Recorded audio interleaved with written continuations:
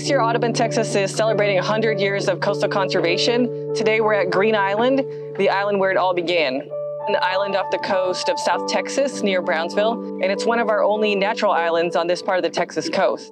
For 100 years, Audubon, Texas has leased islands along the Texas coast, starting at Green Island and expanding all the way up to Galveston Bay. Now we lease 175 islands from the Texas General Land Office. The first people who joined our team in 1923 when we started leasing these islands were coastal wardens. And they are our people on the boats, our boots on the ground, going out to these sites, protecting them from poaching in the early days, and now monitoring for disturbance and making sure the habitat is suitable for the birds to nest on. And if we don't have that type of management on the islands, we don't have these protected places for birds to nest, and they end up finding less hospitable places, or maybe they're interacting with humans, or they're more prone to predation by raccoons and coyotes and bobcats and things like that. It's really important that we continue this work today, and we wouldn't have these important bird colonies at places like Green Island or Chester Island or North Deer Island in Galveston Bay if we didn't have people like our coastal wardens coming out and protecting these sites.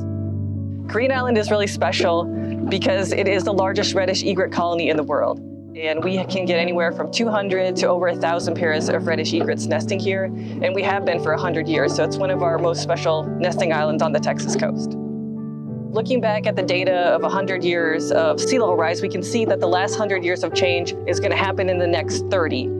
Some of our sites we manage are actually going to be underwater, and some of the sites are going to change. The birds that are using those habitats are going to have to find new places to nest and rest. In a lot of cases, it's going to be many things. It's going to be prioritizing the sites that the birds use the most, adding elevation and adding armoring to try to protect them and create some of these strongholds on the coast so that the birds can adapt with the changing climate and conditions.